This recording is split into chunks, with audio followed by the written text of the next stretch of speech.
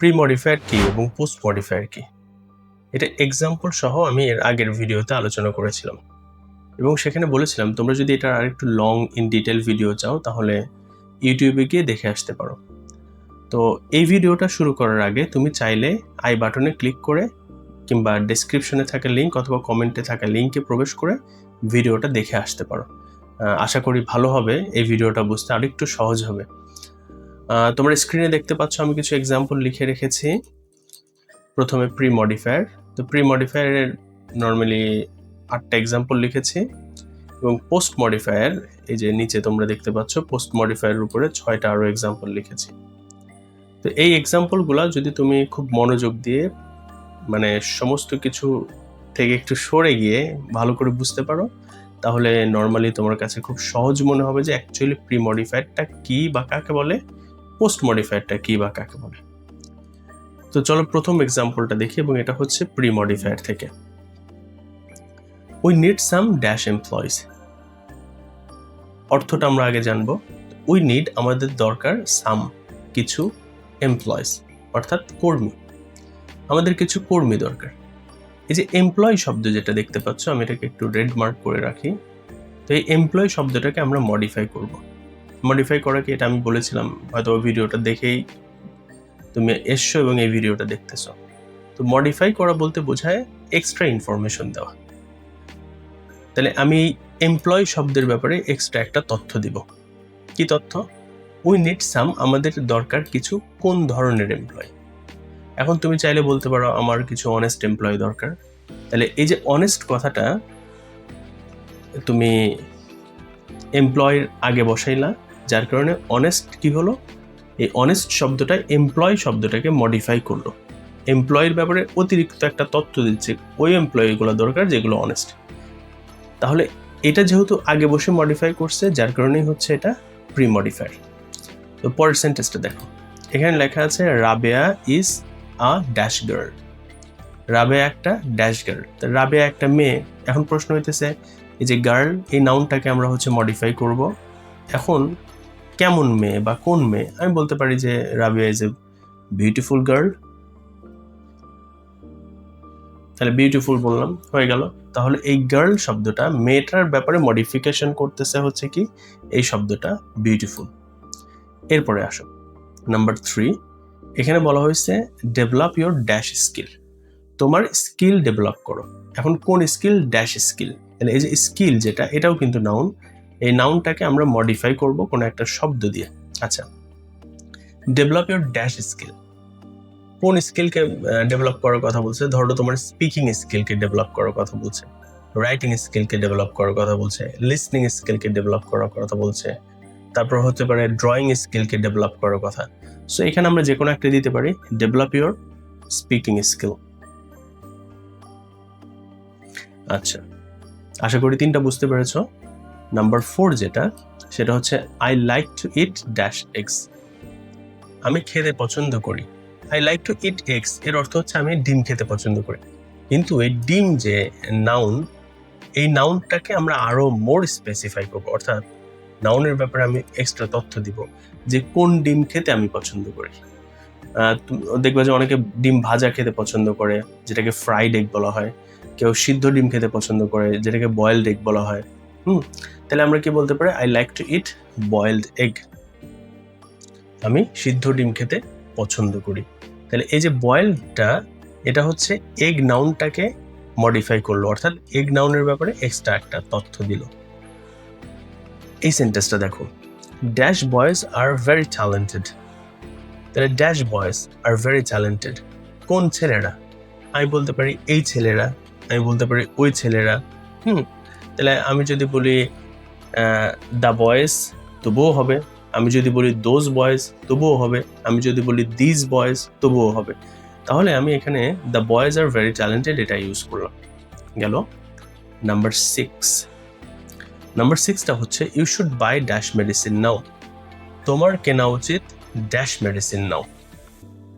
এখন তাহলে you should buy তোমার কেনা উচিত, মেডিসিন হচ্ছে নাউন, এই নাউনের আগে একটা শব্দ বসায়ে আমি এই মেডিসিন নাউনটাকে মডিফাই করব।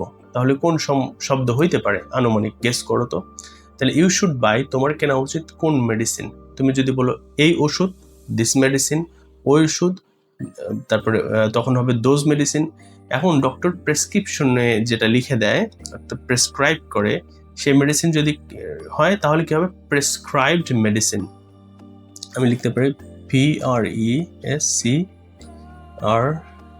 PRESCRIBED prescribed medicine. তাহলে ইউ শুড বাই তোমার কেনা উচিত কোন মেডিসিন, প্রেসক্রাইবড মেডিসিন, মানে ডক্টর যেটা প্রেসক্রিপশনে লিখে দিছে সেইটা।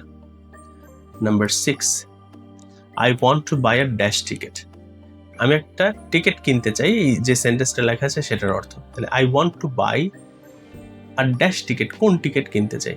মানুষ কোন টিকিট কেনে, এই যে ঈদের মধ্যে বাড়িতে গেলে প্লেন টিকিট কেনে, যারা হচ্ছে ডোমেস্টিক এয়ারে যায়, আবার হচ্ছে তোমার বাসের টিকিট কেনে, ট্রেনের টিকিট কেনে, লঞ্চের টিকিট আছে কিনা আমি জানি না। তাহলে I want to buy a bus ticket আমরা একটু লিখে দিতে পারি।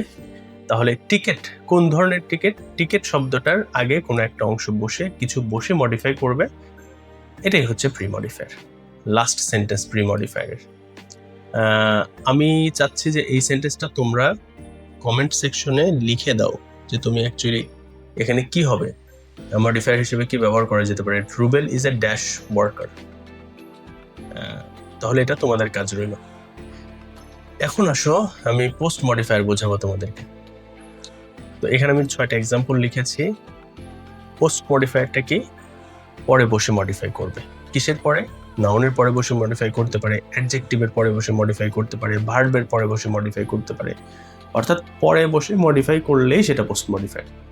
এখানে দেখো প্রথম সেন্টেন্সে লেখা আছে going home I found my mother dash. বাসায় গিয়ে আমি আমার মাকে ড্যাশ পেলাম। তাহলে এখানে কোনটাকে মডিফাই করতে হবে? মাই মাদারকে যদি মডিফাই করি আমরা, তাহলে এরপরে বসে মডিফাই করবে জন্য তো পোস্ট মডিফায়ার। তাহলে going home I found my mother, তুমি যদি বলো সিক তখন অর্থ হবে বাসায় গিয়ে আমি আমার মাকে অসুস্থ পেলাম বা অসুস্থ দেখলাম। তুমি যদি বলো যে হ্যাপি তখন হবে বাসায় গিয়ে আমি আমার মাকে খুশি পেলাম। যদি বাসায় যায় দেখো যে মা রেগে আছে তাহলে কি হবে? Going house I found my mother angry. যে কোনো একটা হতে পারে এগুলার, অর্থাৎ পরে বসে মডিফাই করলে post modifier. Number 2, I saw my daughter dash on the floor. I saw my daughter, আমি আমার মেয়েকে দেখলাম on the floor, মেঝেতে। কোন অবস্থায় মেয়েকে দেখলাম? তাহলে মেয়ে যে শব্দটা ডটার, এই ডটারকে মডিফাই করতে হবে কোনো একটা শব্দ দিয়ে। তাহলে saw my daughter, আমি আমার মেয়েকে দেখলাম কি crying, CRYING, crying. I saw my mother crying on the floor, আমি আমার মাদার বলতেছি। I saw my daughter crying on the floor, আমি আমার মেয়েকে ফ্লোরে কান্নারত অবস্থায় দেখলাম। তুমি যদি বলো I saw my daughter কি বলা যাইতে পারে লাফিং অন দ্য ফ্লোর, তখন অর্থ হবে যে আমি আমার মেয়েকে মানে মেঝেতে হাসতে দেখলাম। সিটিং অন দ্য ফ্লোর, মেঝেতে বসে থাকতে দেখলাম। ডান্সিং অন দ্য ফ্লোর, মেঝেতে নাচতে দেখলাম। আচ্ছা, তাহলে এই যে ডটার শব্দটার পরে এই যে ক্রাইং কথাটা বসলো, এটা বসে মডিফাই করলো, দ্যাটস ওয়াই এটা পোস্ট মডিফায়ার। নাম্বার 3 দেখো, এখানে লেখা আছে my mother got the glass dash. My mother got the glass মানে হচ্ছে আমার মা গ্লাসটা পেল। কোন অবস্থায় পেল? কোনটাকে? গ্লাসকে। তাহলে গ্লাসকে মডিফাই করব, তাহলে আমরা বলতে পারি ব্রোকেন।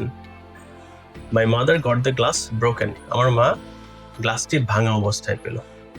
তাহলে এই যে গ্লাসের পরে বসে যেহেতু ব্রোকেন বসছে, বসে মডিফাই করছে, দ্যাটস ওয়াই এটা পোস্ট মডিফাই।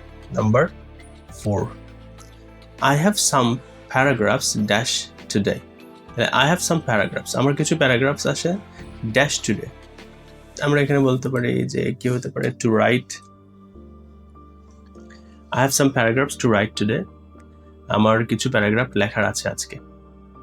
তাহলে এই যে টু, এটাকে ইনফিনিটিভ বলা হয়। আমি একটা এক্সারসাইজ সলভ করেছি এই ভিডিওটা শ্যুট করার ঠিক আগে। তোমরা চাইলে, এবং এই ভিডিওটা ইউটিউবে আপলোড দেওয়া আছে, তোমরা চাইলে ভিডিওটা দেখতে পারো এই ভিডিওটা শেষ করে। তাহলে দেখবা যে একটা এক্সারসাইজকে খুব সহজেই কিভাবে সলভ করতে হয় সেরকম সিস্টেমগুলো আমি দেখিয়েছি। যাই হোক, নাম্বার 5, এখানে বলা হয়েছে this little boys are dash naughty. আমি যদি শুধু এইটুকুন অর্থটাই বলি ড্যাশ বাদ দিয়ে, দিস লিটল বয়েজ আর নটি, এই ছোট ছেলেরা দুষ্ট। এখন বলছে কেমন দুষ্ট? সো ভেরি নটি,